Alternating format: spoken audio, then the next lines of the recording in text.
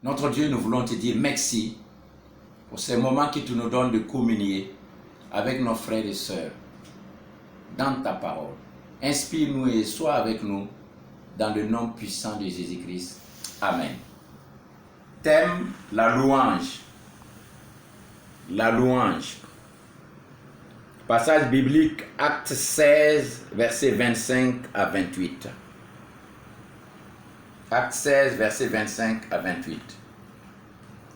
Vers le milieu de la nuit, Paul et Silas priaient et chantaient les louanges de Dieu.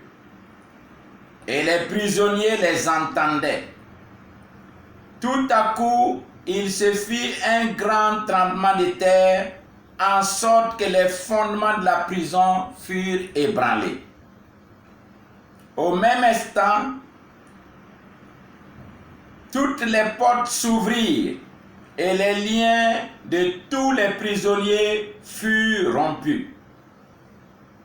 Le geôlier se réveilla et, lorsqu'il vit les portes de la prison ouvertes, il tira son épée et allait se tuer, pensant que les prisonniers s'étaient enfuis. Mais Paul cria d'une voix forte: « Ne te fais point de mal, nous sommes tous ici. » Bien-aimés en Christ, nous constatons que l'apôtre Paul et son compagnon de mission Silas ont expérimenté la puissance de la louange. Un tremblement de terre, toutes les portes de la prison s'ouvrirent et les liens des prisonniers furent rompus. Le roi Josaphat a remporté la victoire face aux fils de Moab, d'Ammon et Maonites quand ils ont été inspirés de nommer des chantres pour chanter les louanges. Louez l'Éternel, car sa miséricorde dure à toujours.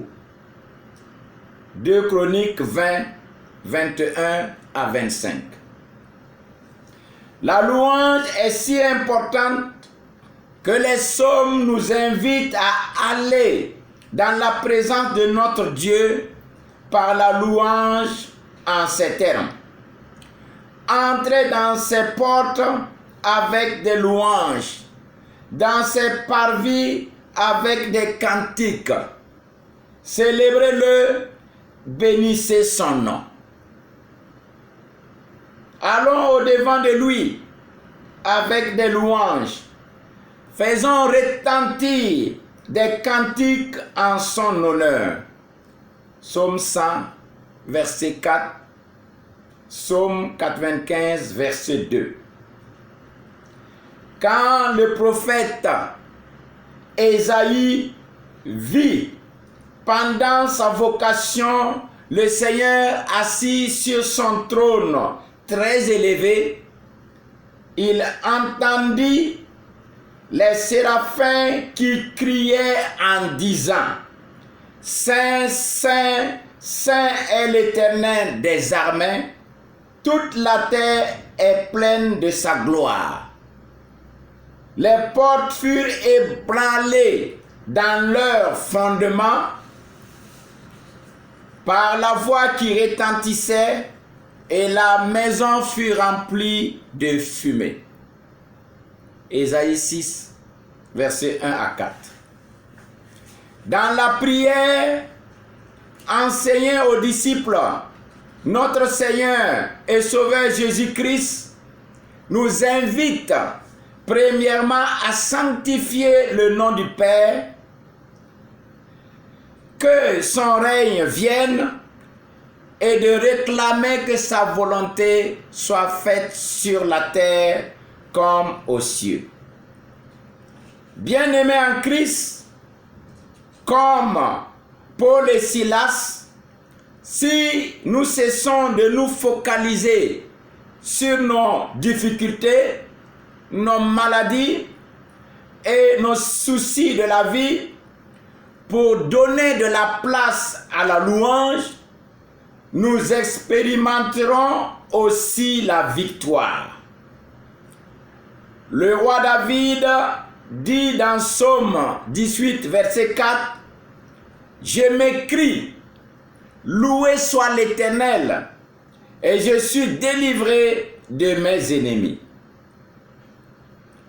Le roi Nebuchadnezzar de Babylone, qui fit retirer pour vivre parmi les bêtes des champs pendant 7 ans,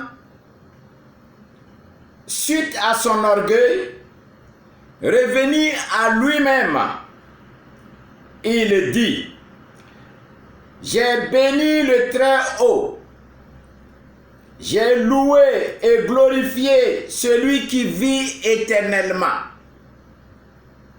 celui dont la domination est une domination éternelle et dont le règne subsiste de génération en génération. » Daniel 4, verset 34.